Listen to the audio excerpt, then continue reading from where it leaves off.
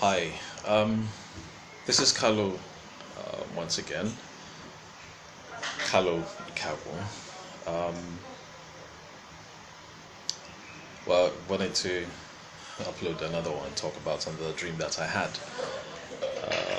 This was last year. Um, Even the former one, I had that last year as well. But it's only now that I got the chance to upload it. In this dream, I had taken my family to Florida, in a suburb in Florida, and it just opened up in this suburban area in a town somewhere in Florida, but it was in the suburbs, and there was this sort of communal picnic party that was going on there. It was quite large, about it's like a whole community, like almost um,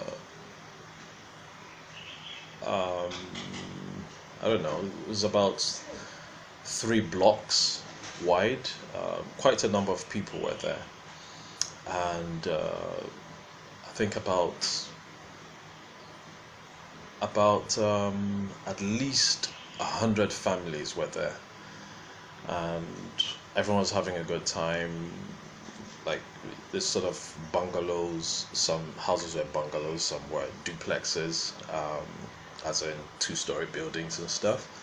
Um, Middle class, nice neighborhood, trees, children were playing in like together. Everyone was having a nice time. It was nice and sunny, uh, great weather. Um, Parents were just bonding, mingling. It was really nice. It was a really nice atmosphere. Uh, Lots of barbecues going on and people helping out. The women doing this, the men, you know, helping out, like stuff like that.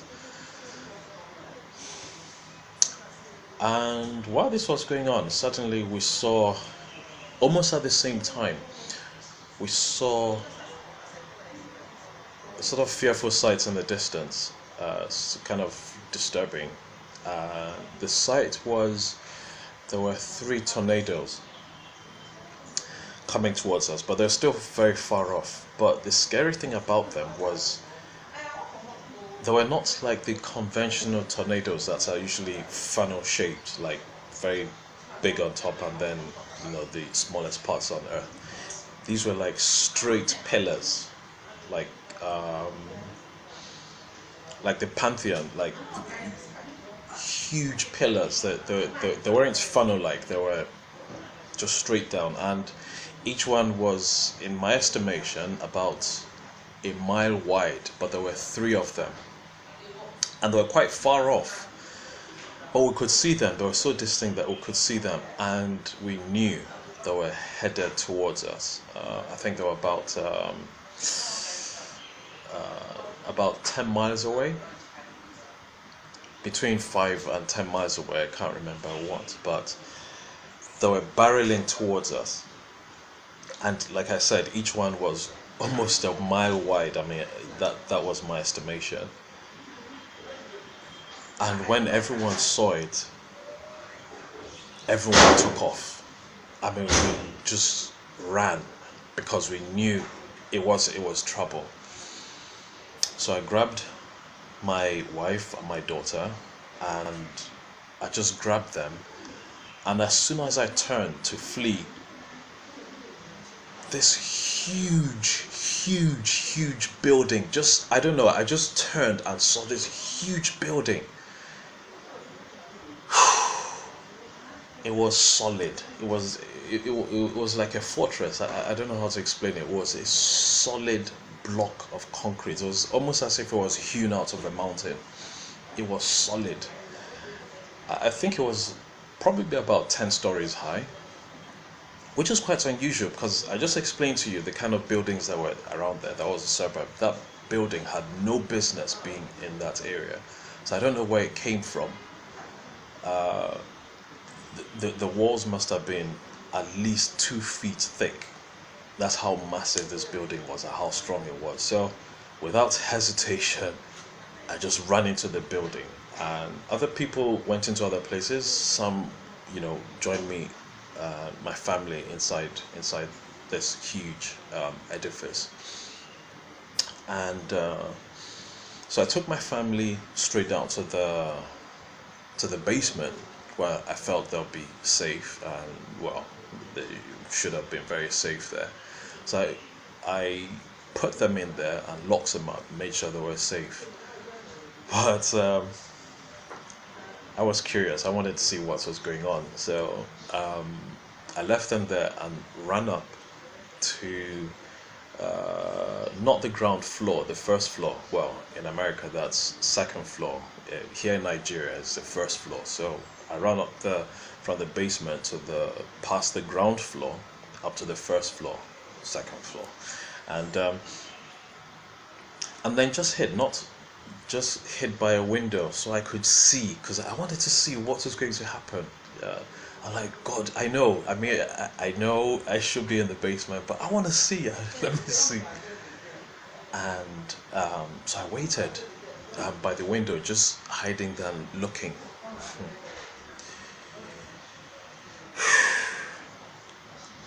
When that wind hit, everything was obliterated. Everything. You know how when you winnow rice or wheat, I don't know, the chaff that comes out, that's how everything was blown away. Every structure, tree, lamppost, whatever it was that was above the ground was up in the air, was blown away.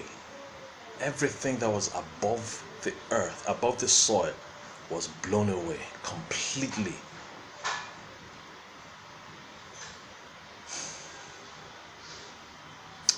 It was so heavy that even the building I was shifted for about half a foot, between half a foot and a foot. It just shifted about a foot and then came back onto its own axis. Like it just moved forward slowly and then came back.